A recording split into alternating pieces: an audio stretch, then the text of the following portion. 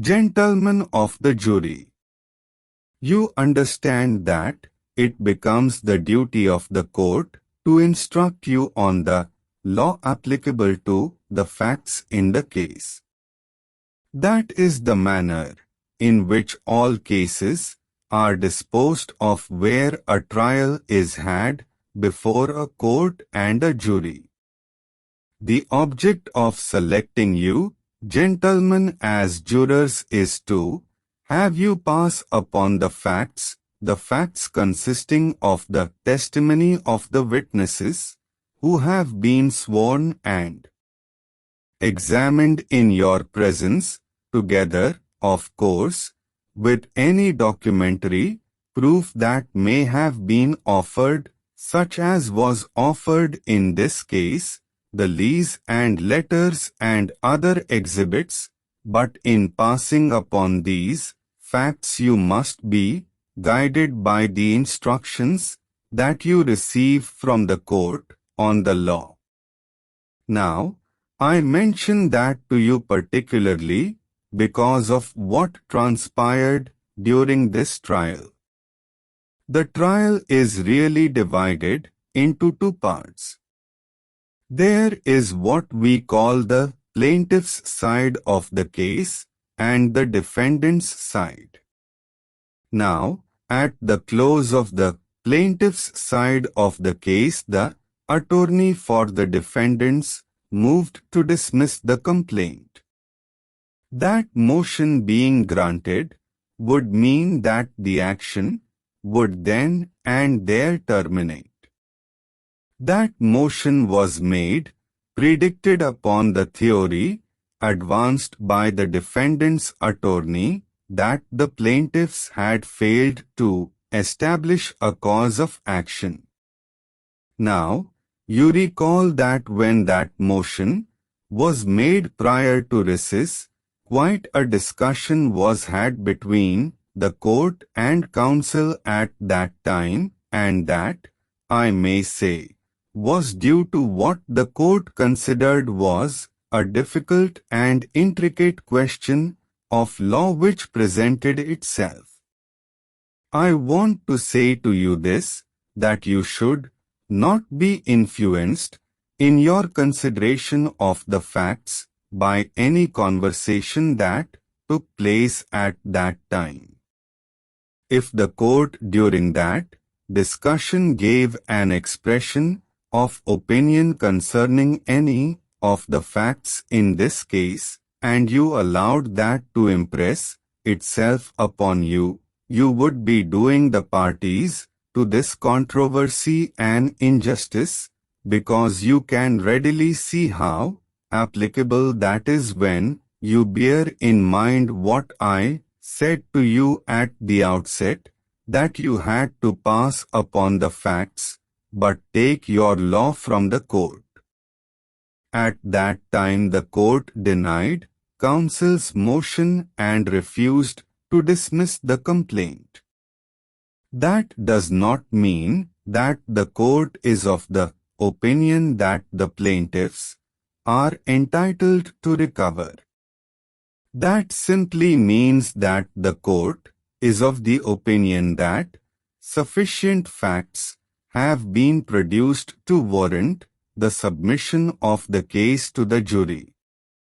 It is not any indication that the plaintiffs are entitled to recover, and it should not be so construed by you. This action was commenced by a summons, and the amount demanded in the summons was $1,000. You see, if a party commences an action in our court, he has a right to commence the action by the service of a summons, or he can commence the action by the service of a summons and complaint. In this case, the action was commenced by the service of the summons, which contained a brief statement of the plaintiff's cause of action, and then the issue is finally reached for trial by the defendants interposing an answer and in that manner the case is brought on to trial. But previous to the action being reached for trial, the plaintiffs were obliged to file what we call a bill of particulars. That is required of the plaintiffs in order that the defendants may be advised in detail of the plaintiff's alleged claim. In the bill of particulars filed, in this case among other things, the plaintiffs claimed the sum of $500, that being the amount of the January rent. The January rental being 1/10 of $5,000. The plaintiffs claim in addition to that they are entitled to be compensated for the moving of what they call this debris or rubbish, and that they are entitled to certain sums of money which they caused to be expended in making repairs to the premises, and to the value of a fuse box which the plaintiffs claim the defendants removed from the premises when they vacated them. Now, as some one of the counsel stated to you in his summation of the facts, it is true the defendants were obliged under the terms of their lease to surrender possession of those premises on the 31st day of January. That is an obligation that the defendants entered into.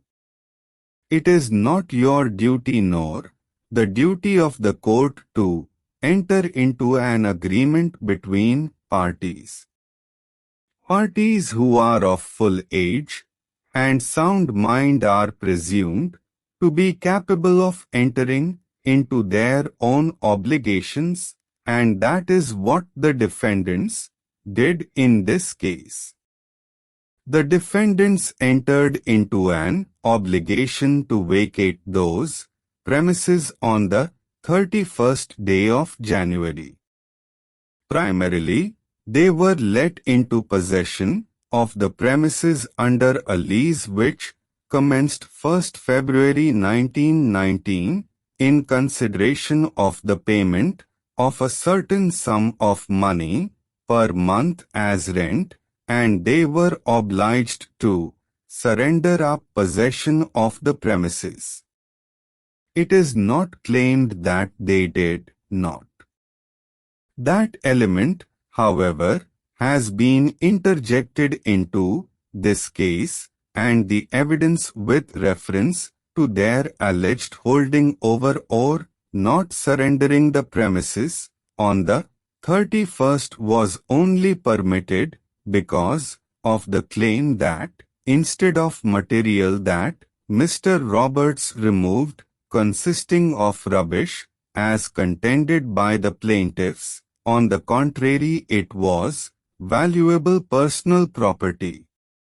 Now, is that a fact? The plaintiffs claim that it was an encumbrance, that it was debris, that it was rubbish, and that it was of absolutely no value, and instead of having any intrinsic value of some character, they said on the contrary it was something which they were obliged to remove at a very great expense. The defendants claim, on the contrary, that what was left there was valuable personal property.